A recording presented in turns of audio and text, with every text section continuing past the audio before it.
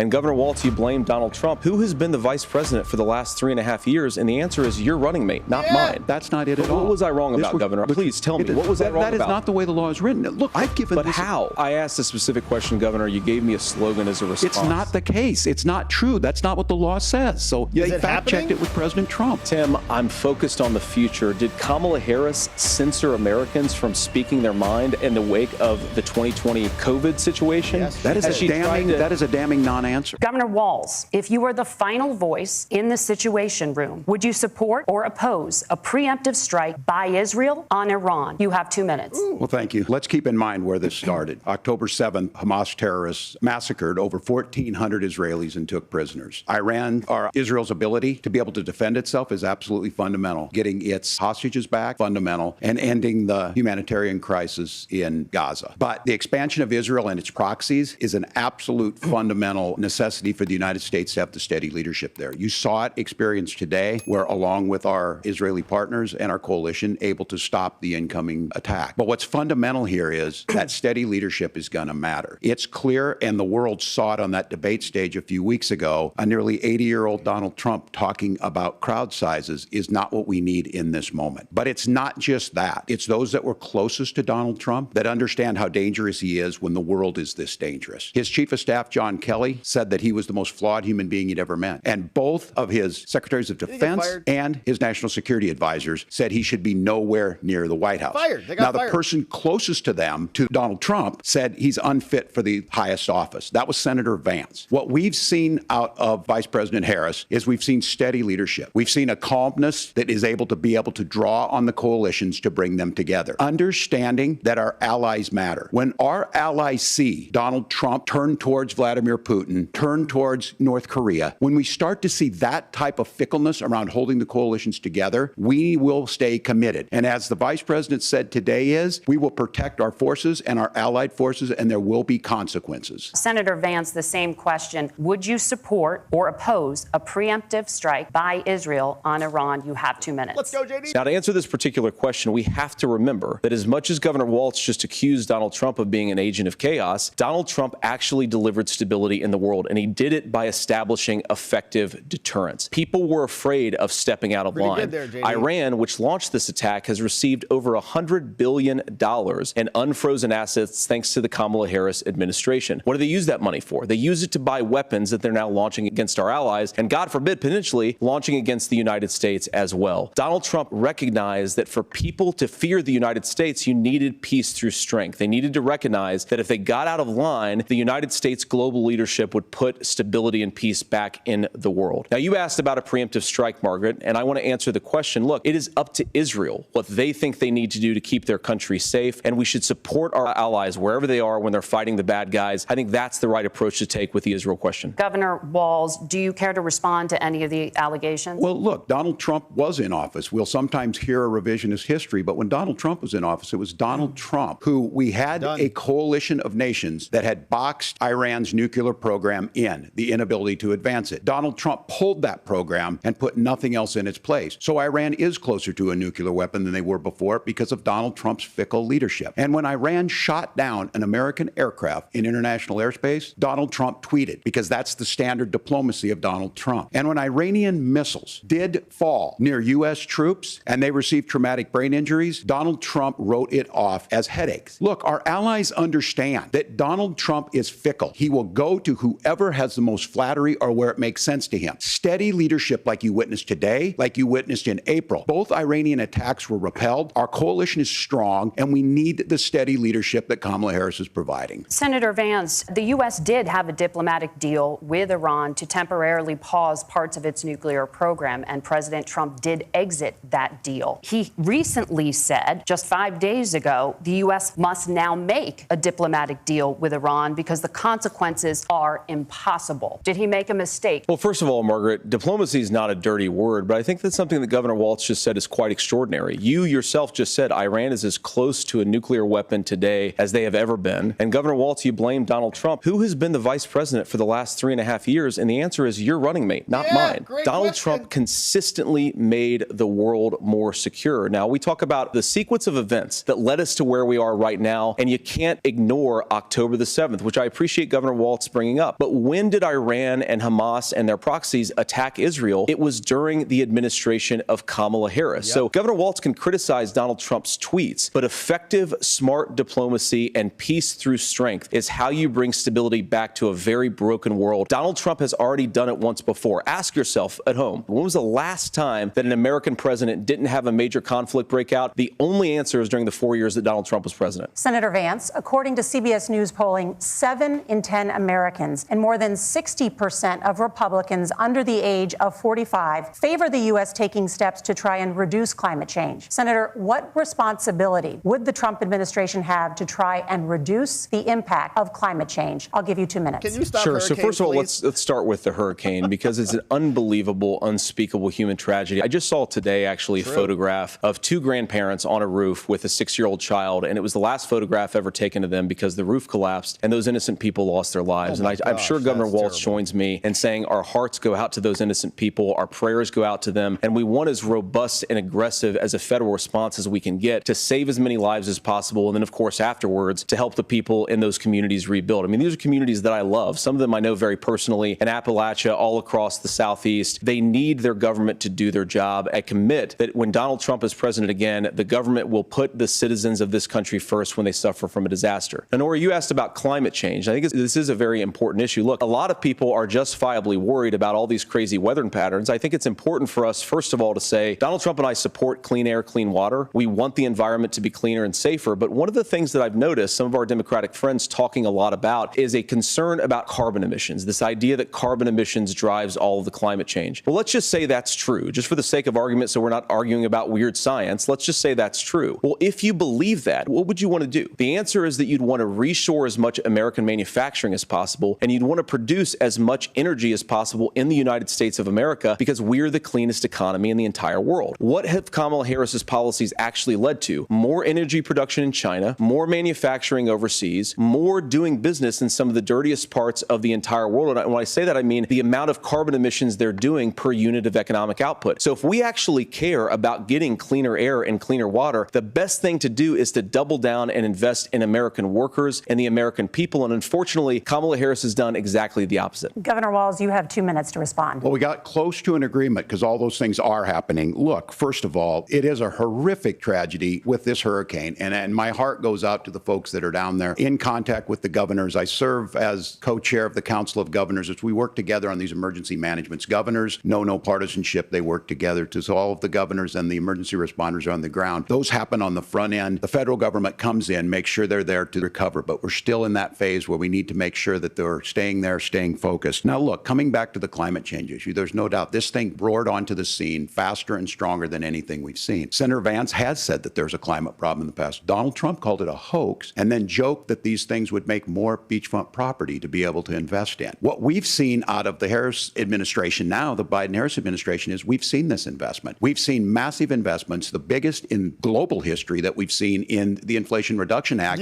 has created jobs all across the country. 2,000 in Jeffersonville, Ohio, taking the EV technology that we invented and making it here. 200,000 jobs across the country. The largest solar manufacturing plant in North America sits in Minnesota. But my farmers know climate change is real. They've seen 500-year droughts, 500-year floods back to back. But what they're doing is adapting, and this has allowed them to tell me, look, I harvest corn, I harvest soybean, and I harvest wind. We are producing more natural gas and more oil at any time than we ever have. We're also producing more clean energy. So the solution for us is to continue to move forward that climate change is real. Reducing our impact is absolutely critical, but this is not a false choice. You can do that at the same time you're creating the jobs that we're seeing all across the country. That's exactly what this administration has done. We are seeing us becoming an energy superpower for the future, not just the current. And that's what absolutely makes sense. And then we start thinking about how do we mitigate these disasters. Senator, I want to give you an opportunity to respond there. The governor mentioned that President Trump has called climate change a hoax. Do you agree? Well, look, what the president has said is that if the Democrats, in particular Kamala Harris and her leadership, if they really believe that climate change is serious, what they would be doing is more manufacturing and more energy production in the United States of America, and that's not what they're doing. So clearly, Kamala Harris herself doesn't believe her own rhetoric on this. If she did, she would actually agree with Donald Trump's energy policies. Now, something Governor Walz said I think is important to touch upon, because when we talk about clean energy, I think that's a slogan that often the Democrats will use here. I'm talking, of course, about the Democratic leadership. And the real issue is that if you're spending hundreds of millions or even billions of dollars of American taxpayer money on solar panels that are made in China, number one, you're going to make the economy dirtier. We should be making more of those solar panels here in the United States of America. Some of them are, Tim, but a lot of them are being made overseas in China, especially the components that go into those solar panels. So if you really want to make the environment cleaner, you've got to invest in more energy production. We haven't built a nuclear facility, I think, one in the past 40 years. Senator. Natural gas, we got to invest more in it. Kamala Harris has done the opposite. That's raised energy prices and also meant that we're doing Senator, worse by the climate. Senator, your time is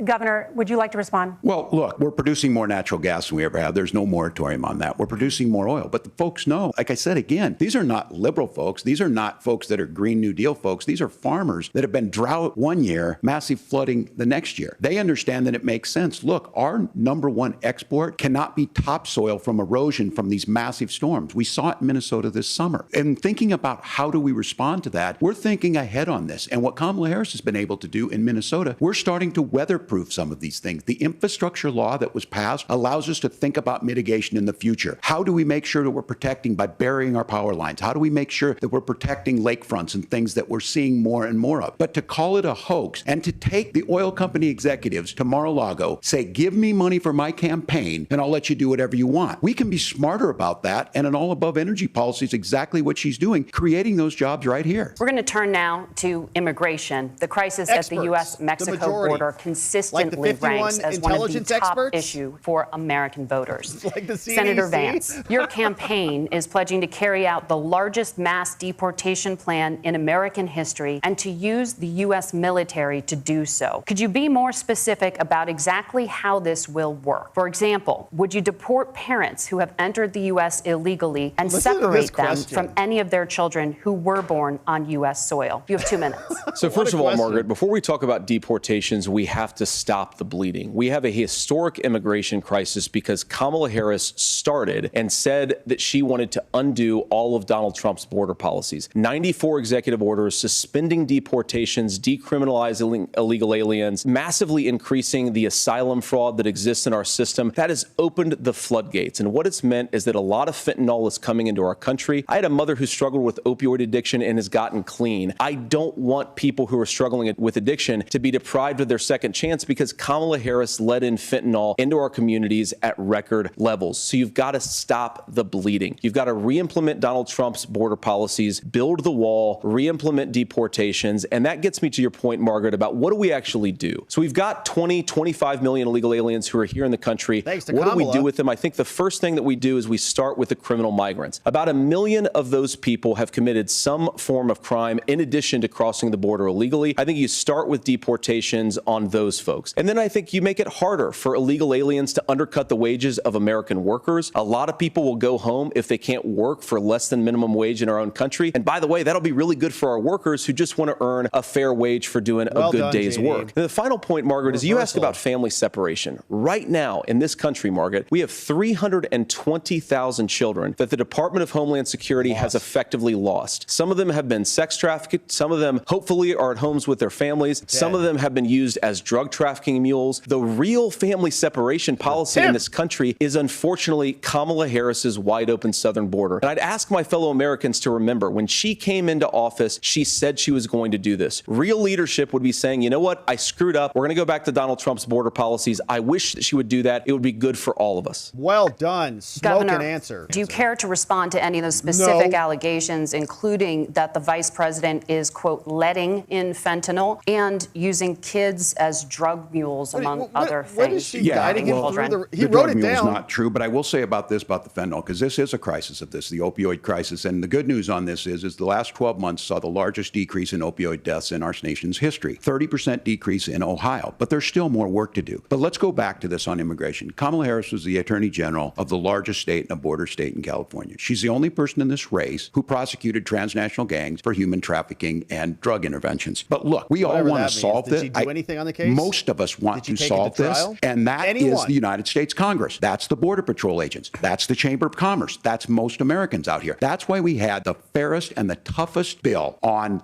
immigration that this nation's seen. It was crafted by a conservative senator from Oklahoma, James Lankford. I know him. He's super conservative, but he's a man of principle. Wants to get it done. Democrats and Republicans worked on this piece of legislation. The Border Patrol said this is what we need in here. These are the experts. And the Chamber of Commerce and the Wall Street Journal said, pass this thing. Kamala Harris helped get there. 1,500 new border agents, detection for drugs, DOJ money to speed up the adjudications on this, just what America wants. But as soon as I was getting ready to pass and actually tackle this, Donald Trump said no, told them to vote against It's it a terrible because bill. it gives him a campaign issue. No, because it gives him codified illegal what would Donald immigration. Trump talk about if we actually did some of these things? And they need to be done by the legislature. You can't just do this through the executive branch. So look, we have the options Trump to do did. this. Donald Trump He had enforced 4 the years. existing law. He had 4 years to do this. He and did. he promised you, America, how easy it would be. I'll build you a big, beautiful wall, and Mexico will pay for it. Less than 2% of that wall got built, and Mexico didn't pay a dime. But here we are again, 9 years after he came down that escalator, dehumanizing people and telling them what he was going to do. As far as the deportation plan, at one point, Senator Vance said it was so unworkable to be laughable. So that's where we're at. Pass the bill, she'll sign it. Senator, the question was, will you separate parents from their children,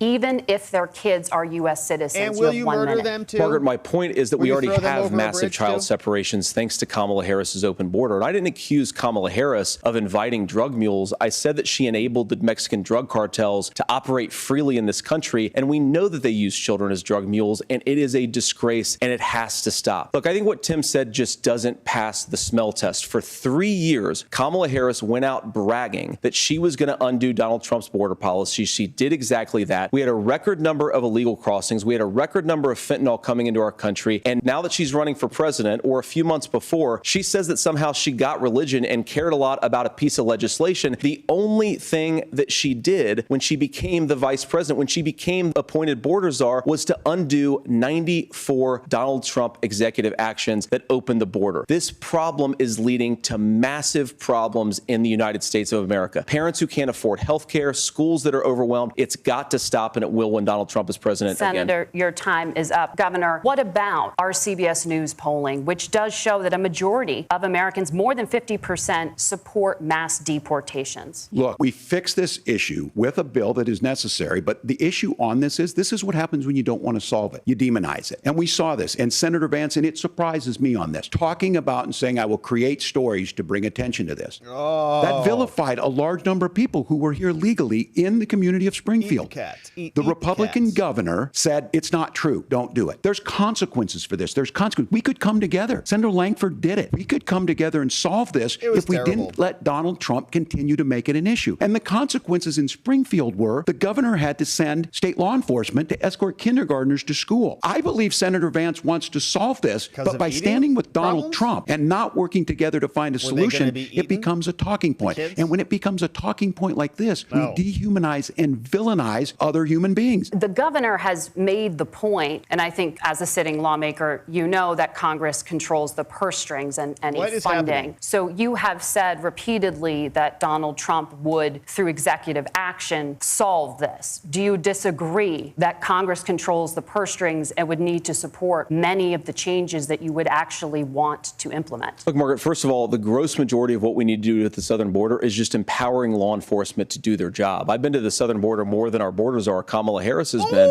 And it's actually heartbreaking because the Border Patrol agents, they just want to be empowered to do their job. Of course, additional resources would help. But most of this is about the president and the vice president empowering our law enforcement to say, if you try to come across the border illegally, you've got to stay in Mexico. You've got to go back through proper channels. Governor Walz brought up the community of Springfield, and he's very worried about the things that I've said in Springfield. Look, in Springfield, Ohio, and in communities all across this country, you've got schools that are overwhelmed. You've got hospitals that are overwhelmed. You've got housing that is totally unaffordable because we brought in millions of illegal immigrants to compete with Americans for scarce homes. The people that I'm most worried about in Springfield, Ohio, are the American citizens who have had their lives destroyed by Kamala Harris's open border. It is a disgrace, Tim. And I actually think, I agree with you. I think you want to solve this problem, but I don't think that Kamala Harris does. Senator, your time is up. Governor, you have 1 minute to respond. It is law enforcement that asked for the bill. They helped craft it. They're the ones that supported it. That's because they know we need to do this. Look, this issue of continuing to bring this up, of not dealing with it, blaming migrants for everything. On housing, we could talk a little bit about Wall Street speculators buying up housing and making them less affordable, but it becomes a blame. Look, this bill also gives the money necessary to adjudicate. I agree. It should not take 7 years for an asylum claim to be done. Are they building This bill gets it houses, done like, in 90 when they days. come over Then you themselves? start to make a difference in this, and you start to adhere to what we know. Where are they American live it? principles. I don't Anyone talk know? about my faith a lot, but Matthew 25:40 talks about, to the least amongst us, you do unto me. I think that's true of most Americans. quoting They scripture. simply want order to it. This bill does it. It's funded. It's supported by the people who do it. And it lets us keep our dignity about how we treat other people. The vice president is often the last voice the president hears before making consequential decisions. We want to ask you about your leadership qualities. Governor Walz, you said you were in Hong Kong during the deadly Tiananmen Square protests in the spring of 1989. Don't think that's But true. Minnesota Public Radio and other media outlets are reporting that you actually didn't travel to Asia until August of that year. Wow, interesting question. Can you explain that discrepancy? You have 2 minutes. Well, and to the folks out there who didn't get at the top of this, look, I grew up in small rural Nebraska, town of 400, town that you rode your bike with your buddies till the streetlights come on, and I'm proud of that service. I joined the National Guard at 17, worked on family farms, and then I used the GI Bill to become a teacher, passionate about it, a young teacher. My first year out, I got the opportunity in the summer of '89 to travel to China. 35 years ago, be able to do that. I came back home and then started a program to take young people there. We would take basketball teams, we would take baseball teams, we would take dancers, and we would go back and forth to China. The issue for that was to try and learn. Now, look, my community knows who I am. They saw where I was at. Look, I will be the first to tell you, I have poured my heart into my community. I've tried to do the best I can, but I've not been perfect. But And were I'm a you there or knucklehead not? at times. But it's always been about that. Those same people elected me to Congress for 12 years. And in Congress, I was one of the most bipartisan people, working on things like farm bills that we got done, working on veterans benefits. Yeah, but and then the people of Minnesota Were you in China, were though? able to elect me to governor twice. So look, my commitment has been from the beginning to make sure that I'm there for the people, to make sure that I get this right. I will say more than anything. You'll say many times anything. I will talk a lot. I will get caught up in the rhetoric, but being there, the impact it made, the difference it made in my life, I learned a lot about China. I hear the critiques of this. I would make the case that Donald Trump should have come on one of those trips with us. I guarantee you he wouldn't be praising Xi Jinping about COVID. And I guarantee you he wouldn't start a trade war that he ends up losing. So this is about trying to understand the world. It's about trying to do the best you can for your community. And then it's putting yourself out there and letting your folks understand what it is. My commitment, whether it be through teaching, which I was good at, or whether it was being a good soldier or was being a good member of Congress, those are the things that I think are good the combat values that people veteran, care about. Tim? Governor, just to follow up on that, let's go. the question was, can you explain the discrepancy? All I said on this was I got there that summer and misspoke on this. So that's what I've said. So I was in Hong Kong and China during the democracy protests went in. And from that, I learned a lot of what needed to be in governance. Thank you, Governor. Senator Vance, in 2016, you called your running mate Donald Trump Dude's a liar. unfit for the nation's highest office, and you said he could be America's Hitler. I know you've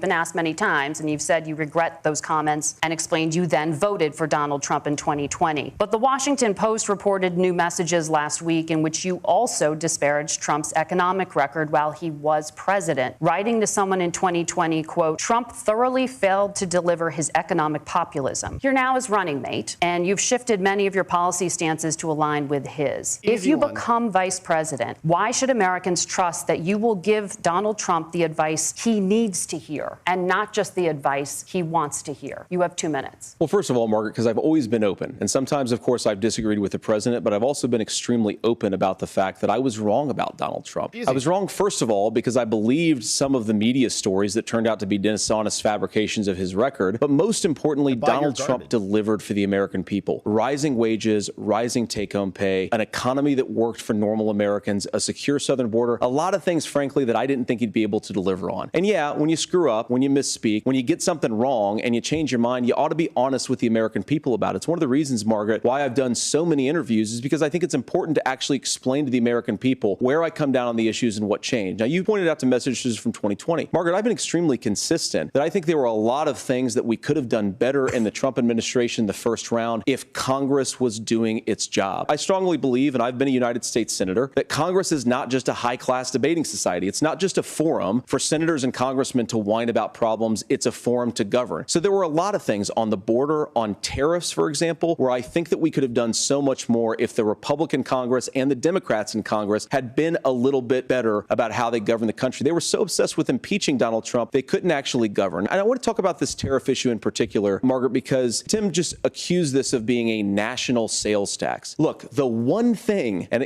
probably surprised to hear me praising Joe Biden, but the one thing that Joe Biden did is he continued some of the Trump tariffs that protected American manufacturing jobs. And it's the one issue, the most pro-worker part of the Biden administration. It's the one issue where Kamala Harris has run away from Joe Biden's record. Think about this. If you're trying to employ slave laborers in China at $3 a day, right, you're going to do that and undercut the wages of American workers unless our country stands up for itself and says, yes, you're not accessing our markets unless you're paying middle-class Americans a fair wage. Governor Walz, after Roe versus Wade was overturned, you signed a bill into law that made Minnesota one of the least restrictive states in the nation when it comes to abortion. Former President Trump said in the last debate that you believe abortion, quote, in the 9th month is absolutely fine. Yes or no? Is that what you support? I'll give you 2 minutes. That's not what the bill says, but look, this issue is what's on everyone's mind. Donald Trump put this all into motion. He brags about how great it was that he put the judges in and overturned Roe versus Wade, 52 years of personal autonomy. And then he tells us, oh, we send it to the states. It's a beautiful thing. Amanda Zaworski would disagree with you on it's a beautiful thing. A young bride in Texas waiting for their child at 18 weeks. She has a complication, a tear in the membrane. She needs to go in. The medical care at that point needs to be decided by the doctor. And that would have been an abortion. But in Texas, that would have put them in legal jeopardy. She went home, got sepsis, nearly dies, and now she may have difficulty having children. Or in Kentucky, Hadley Duval, a 12-year-old child raped and impregnated by her stepfather. We're talking about the Those drive-through are horrific. abortions at the DNC. Now, when God brother. asked about that, Senator Vance said 2 wrongs don't make a right. There is no right in this. So in Minnesota, what we did was restore Roe versus Wade. We made sure that we put women in charge of their health care. But look, if you don't know Amanda or a Hadley, you soon will. Their Project 2025 is going to have a registry Again? of pregnancies. It's going to make it more difficult, if not impossible, to get contraception and limit access, if not eliminate access to infertility treatments. fear-mongers. For so many of you out there listening, me included, infertility treatments are why I have a child. That's nobody else's business, but those things are being proposed. And the catch-all on this is,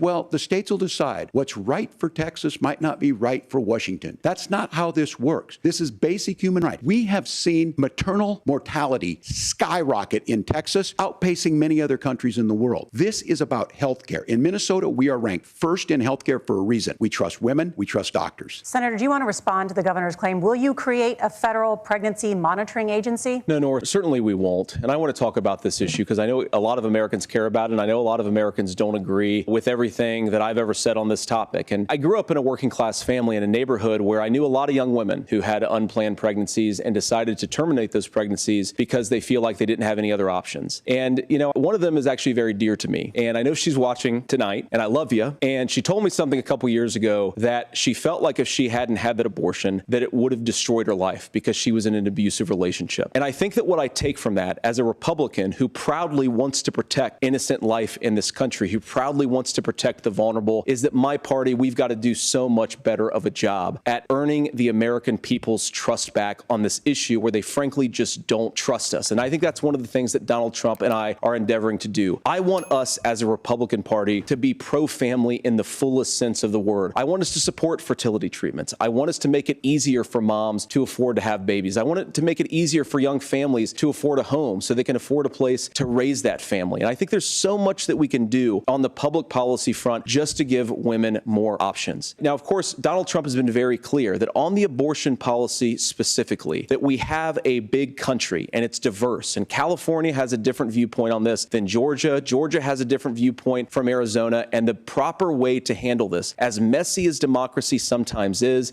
to let voters make these decisions, let the individual states make their abortion policy. And I think that's what makes the most sense in a very big, a very diverse, and let's be honest, sometimes a very, very messy and divided country. In the past, you have supported a federal ban on abortion after 15 weeks. In fact, you said if someone can't support legislation like that, quote, you are making the United States the most barbaric pro-abortion regime anywhere in the entire world. My question is, why have you changed your position? Well, Nora, first of all, I never supported a national ban. I did when I was running for Senate in 2022, talk about setting some minimum national standard. For example, we have a partial birth abortion ban in place in this country at the federal level. Good. I don't think anybody's trying to get rid of that, or at least I hope not. Though I know the Democrats have taken a very radical pro-abortion stance. But Nora, you know, one of the things that changed is in the state of Ohio, we had a referendum in 2023, and the people of Ohio voted overwhelmingly, by the way, against my position. And I think that what I learned from that, Nora, is that we've got to do a better job at winning back people's trust. So many young women would love to have families. So many young women also see an unplanned pregnancy as something that's going to destroy their livelihood. livelihood, destroy their education, destroy their relationships. And we have got to earn people's trust back. And that's why Donald Trump and I are committed to pursuing pro-family policies, making childcare more accessible, making fertility treatments more accessible, because we've got to do a better job at that. And that's what real leadership is. Governor, your response. I'm going to respond on the pro-abortion piece of that. No, we're not. We're pro-women. We're pro-freedom to make your own choice. We know what the implications are to not be that. Women having miscarriages, women not getting the care, physicians feeling like they may be prosecuted for providing that care. And as far as making sure that we're educating our children and giving them options, Minnesota's a state with one of the lowest teen pregnancy rates. We understand that too. We know that the options need to be available, and we make that true. We also make it, we're a top 3 state for the best place to raise children. But these two things, to try and say that we're pro-children, but we don't like this, or you guys are pro-abortion, that's not the case at all. Do you support 9-month pro-freedoms for abortions women or to not? make their choices? And we're going, and Kamala Harris is making the case, to make options for children more affordable, a $6,000 child tax credit, but we're not going to base that on the backs of making someone like Amber Thurman drive 600 miles to try and get health care. Senator. Apparently that was an Respond to that. abortion First of pill all, case, by Governor, the I way. agree with you. Amber Thurman should still be alive, and there are a lot of people who should still be alive, and I certainly wish that she was. And maybe you're free to disagree with me on this and explain this to me, but as I read the Minnesota law that you signed into law, the statute that you signed into law, it says that a doctor who presides over an abortion where the baby survives, the doctor is under no obligation to provide life-saving care to a baby who survives a botched late-term abortion. That is, I think, That's whether not you're true. pro-choice or That's not how the law pro-abortion, is. that is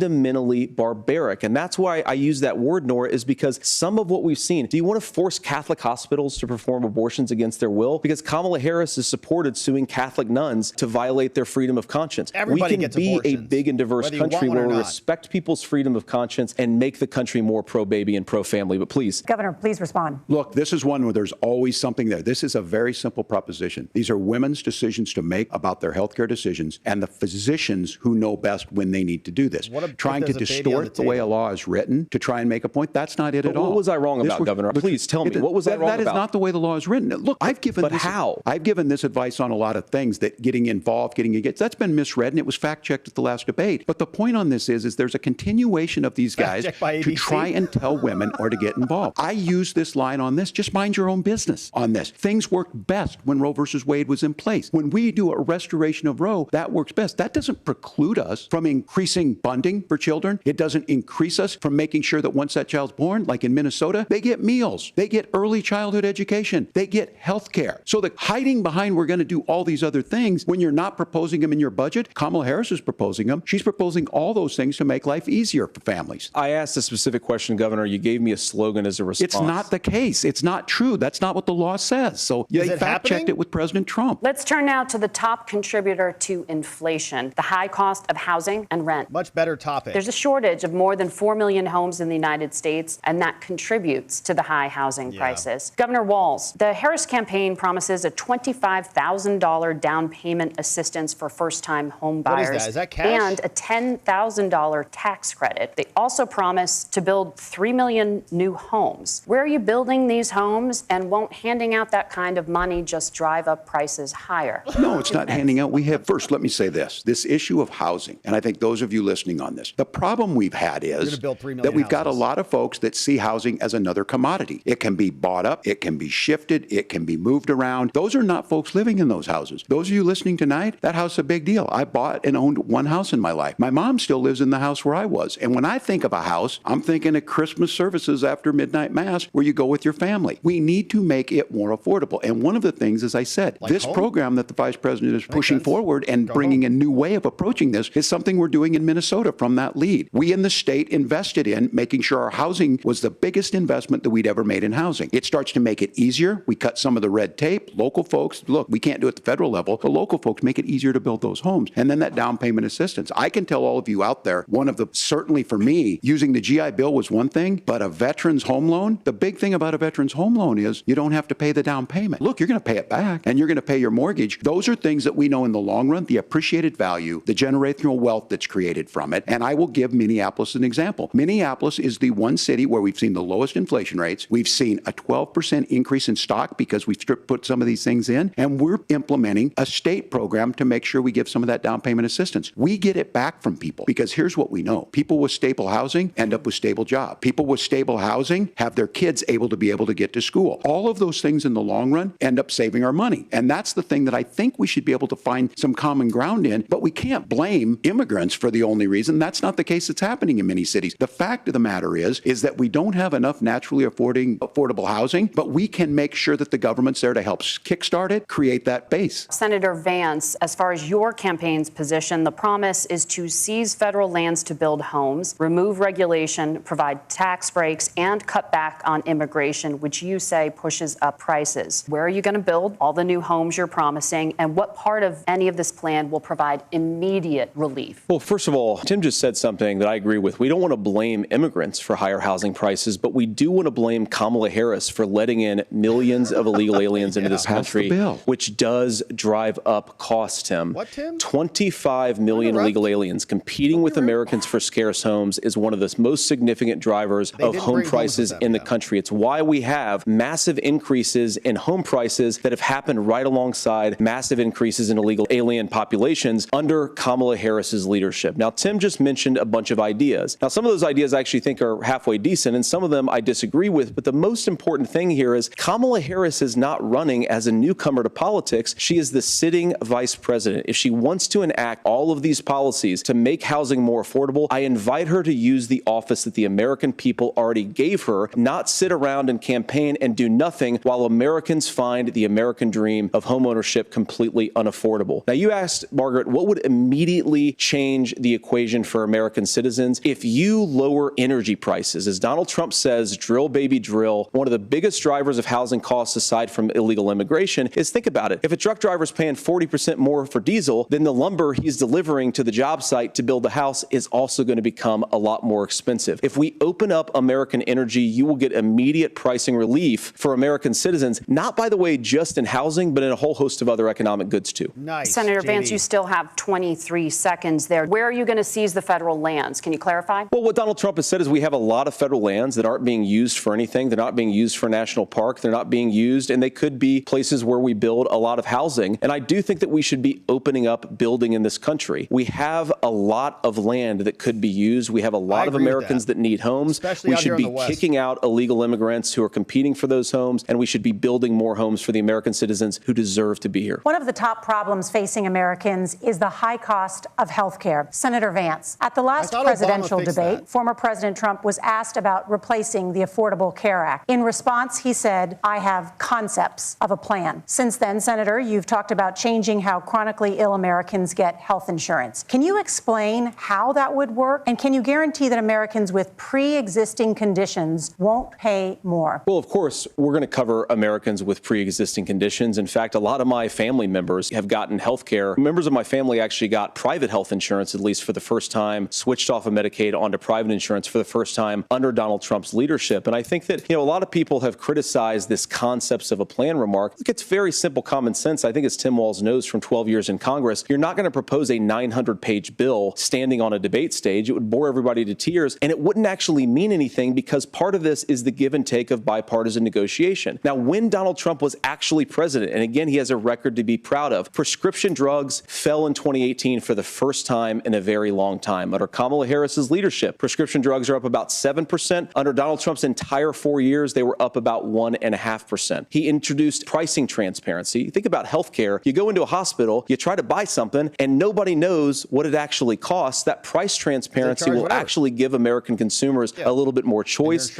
and will also drive down costs. And we talked about, the reinsurance regulations is what I was talking about. Look, Donald Trump has said that if we allow states to experiment a little bit on how to cover both the chronically ill but the non-chronically ill, it's not just a plan. He actually implemented some of these regulations when he was president of the United States. And I think you can make a really good argument that it salvaged Obamacare, which was doing disastrously until Donald Trump came along. I think this is an important point about President Trump. Of course, you don't have to agree with everything that President Trump has ever said or ever done. But when Obamacare was crushing under the weight of its own regulatory burden and healthcare costs, Donald Trump could have destroyed the program. Instead, he worked in a bipartisan way to ensure that Americans had access to affordable care. It's not perfect, of course, and there's so much more that we can do. But I think that Donald Trump has earned the right to put in place some better healthcare policies. He's earned it because he did it successfully the first time. Governor? All right, here's where being an old guy gives you some history. I was there at the creation of the ACA. And the reason it was so important is I come come from a major healthcare state, home of the Mayo Clinic, home to Medical Alley, 3M, Medtronic, all of those. We understand healthcare. It's why we're ranked first on affordability and accessibility and quality of healthcare. And so what I know is under Kamala Harris, more people are covered than they have before. And those of you listening, this is critical to you. Now, Donald Trump all of a sudden wants to go back and remember this. He ran on the first thing he was going to do on day one was to repeal Obamacare. On day one, he tried to sign an executive order to repeal the ACA. He signed on to a lawsuit to repeal the ACA, but lost at the Supreme Court. And he would have repealed the ACA had it not been for the courage of John McCain to save that bill. Now, fast forward, what that means to you is you lose your pre-existing conditions. If you're sitting at home and you got asthma, too bad. If you're a woman, probably not. Broke your foot during football, might kick you out. Your kids get kicked out when they're 26. Kamala Harris negotiated drug prices for the first time with Medicare. We have 10 drugs that will come online, the most common ones that'll be there. But look, this issue, and when Donald Trump said, I've got a concept of a plan, it cracked me up as a fourth grade teacher because my kids would have never given me that. But what Senator Vance just explained might be worse than a concept because what he explained is pre-Obamacare. And I'll make this as simple as possible because I have done this for a long time. What they're saying is, if you're healthy, why should you be paying more? So what they're going to do is let insurance companies pick who they insure because guess what happens? You pay your premium, it's not much. They figure they're not going to have to pay out to you. But those of you a little older, gray, got cancer, you're going to get kicked out of it. That's why the system didn't work. Kamala Harris will protect and enhance the ACA. Governor, thank you. Senator, you have not yet explained how you would protect people with pre-existing conditions or laid out that plan. Well, look, we currently have laws and regulations in place right now that protect people with pre-existing conditions. We want to keep those regulations in place, but we also want to make the health insurance marketplace function a little bit better. Now, what Governor Walz just said is actually not true. A lot of what happened and the reason that Obamacare was crushing under its own weight is that a lot of young and healthy people were leaving the exchanges. Donald Trump actually helped address that problem, and he did so in a way that preserved people's access to coverage who had pre-existing conditions. But again, something that these guys do is they make a lot of claims about if Donald Trump becomes president, all of these terrible consequences are going to ensue. But in reality, Donald Trump was president. Inflation was low. Take-home pay was higher. And he saved the very program from a Democratic administration that was collapsing and would have collapsed absent his leadership. He did his job, which is govern in a bipartisan way and get results, not just complain about problems, but actually solve them. Governor, did enrollment under the Affordable Care Act go up under the Trump administration? It's higher now that we've seen it go up. Look, people are using it. The system works. And the question about this of young people or whatever, that's the individual mandate piece of this. And Republicans fought tooth and nail saying, well, Americans should be free to do this. Well, then what happens is... So you think the individual mandate's a good idea? I think the idea of making sure the risk pool is broad enough to cover everyone, that's the only way insurance works. When it doesn't, it collapses. You are asking pre-ACA where we get people out. Look, people know that they need to be on health care. People expect it to be there. And when we are able to make it, and we are making it this way, when we incentivize people to be in the market, when we help people who might not be able to afford it get there, and we make sure then when you get sick and old, it's there for you. Because I heard people say, well, I don't want to buy into Medicare or whatever. Good luck buying health care once you get past 70. So look, the ACA works. We can continue to do better. Kamala Harris did that. The way she made everything better was negotiating those 10 drugs on Medicare for the first time in American history. After the 2020 election, President Trump's campaign and others filed 62 lawsuits contesting the results. Judges, including those appointed by President Trump and other Republican presidents, looked at the evidence and said there was no widespread fraud. The governors of every state in the nation, Republicans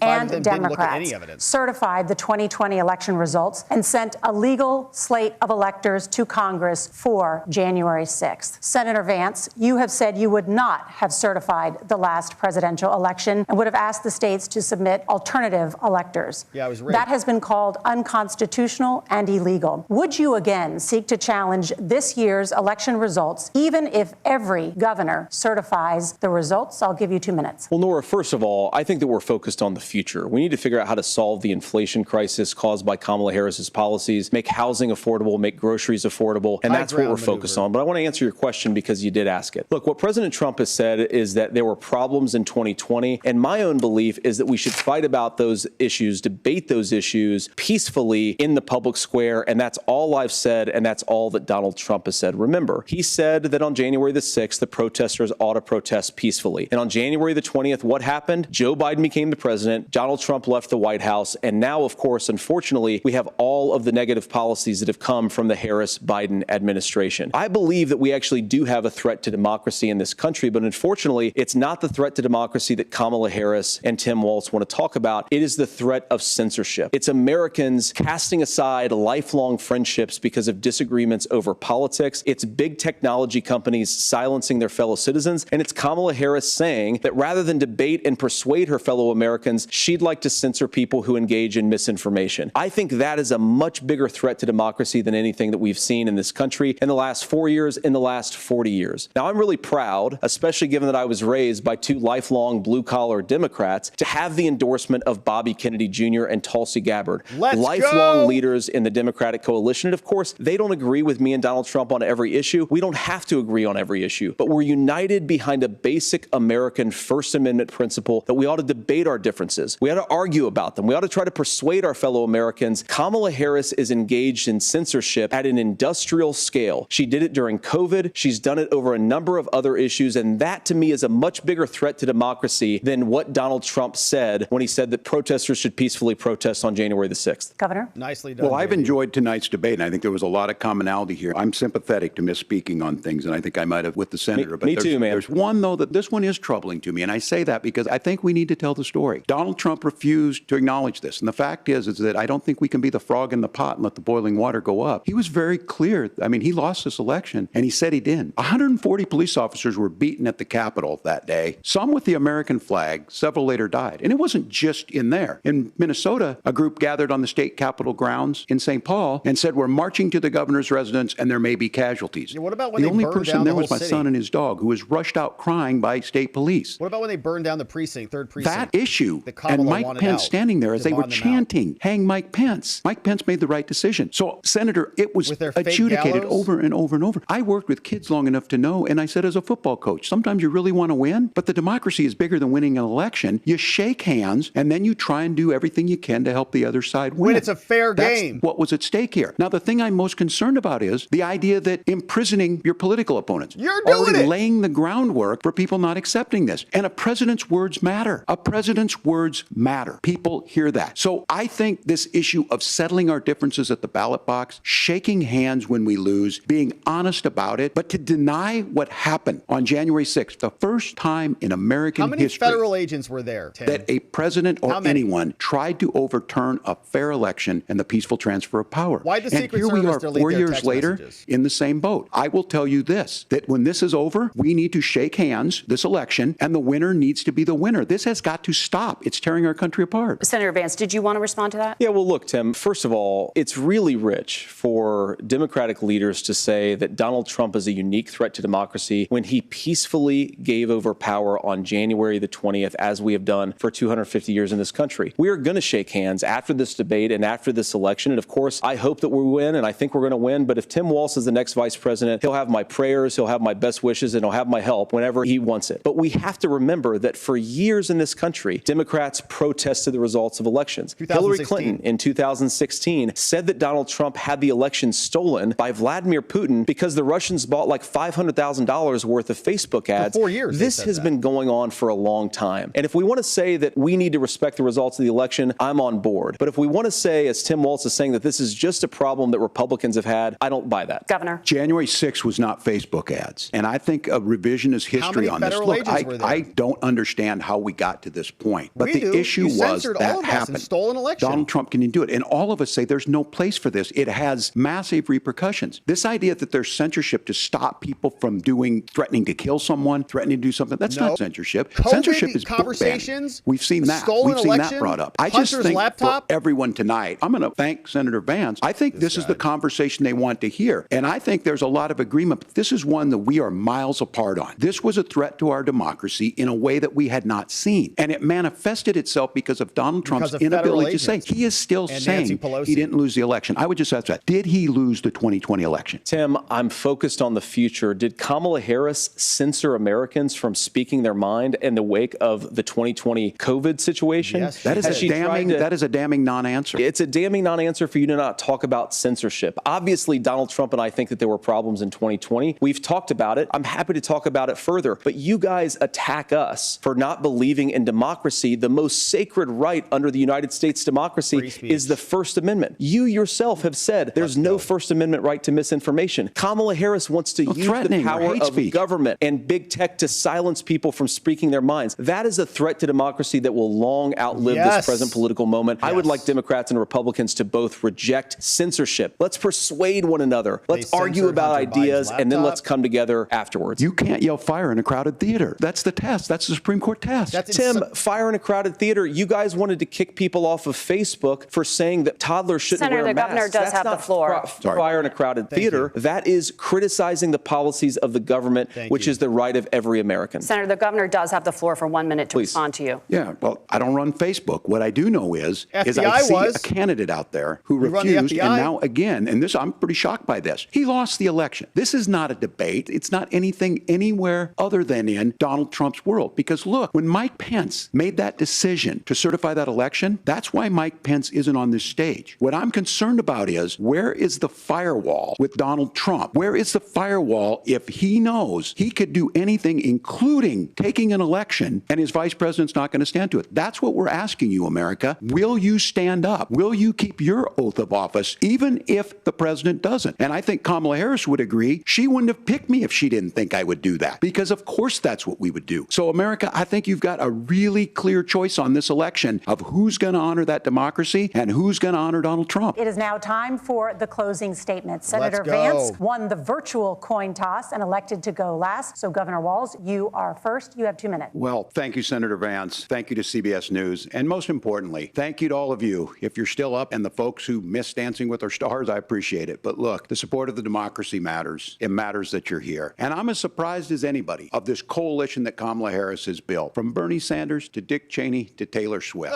and a whole bunch of folks in between there. And they don't all agree on everything, but they are truly optimistic people. They believe in a positive future of this country, and one where our politics can be better than it is. And I have to tell you, that better than it is the sense of optimism that there can be an opportunity economy that works for everyone, not just to get by, but to get ahead. And the idea that freedom really means something. Not the freedom of government to be in your bedroom or exam room, but the freedom for you to make choices about yourself. Now, look, we all know who Donald Trump is. He's told us, and as Maya Angelou said, believe him when he told you that. His first inaugural address talked about American carnage, and then he spent 4 years trying to maybe do that. Senator Vance tonight made it clear he will stand with Donald Trump's agenda. He will continue to push down that road. Kamala Harris gives us a different option. Now, I'll have to tell you, I'm going to be careful about the quotes, but there's one that Senator Vance said that does resonate with me. He said, Donald Trump makes the people I care about afraid. A lot of America feels that way. We don't need to be afraid. Franklin Roosevelt was right. All we have to fear is fear itself. Kamala Harris is bringing us a new way forward. She's bringing us a politics of joy. She's bringing real solutions for the middle class, and she's centering you at the heart of that. All the while asking everyone, join this movement, make your voices heard. Let's look for a new day where everybody gets that opportunity and everybody gets a chance to thrive. I humbly ask for your vote on November 5th for Kamala Harris. Governor Walz, thank you. J.D. Senator Vance, your closing statement. Well, I want to thank Governor Walz, you folks at CBS, and of course the American people for tuning in this evening. And one of the issues we didn't talk about was energy. And I remember when I was being raised by my grandmother, when she didn't have enough money to turn on the heat some nights because Ohio gets pretty cold at night and because money was often very tight. And I believe, as a person who wants to be your next vice president, that we are a rich and prosperous enough country where every American, whether they're rich or poor, ought to be able to turn on their heat in the middle of a cold winter night. That's gotten more difficult thanks to Kamala Harris's energy policies. I believe that whether you're rich or poor, you ought to be able to afford a nice meal for your family. That's gotten harder because of Kamala Harris's policies. I believe that whether you're rich or poor, you ought to be able to afford to buy a house. You ought to be able to live in safe neighborhoods. You ought to not have your communities flooded with fentanyl. And that too has gotten harder with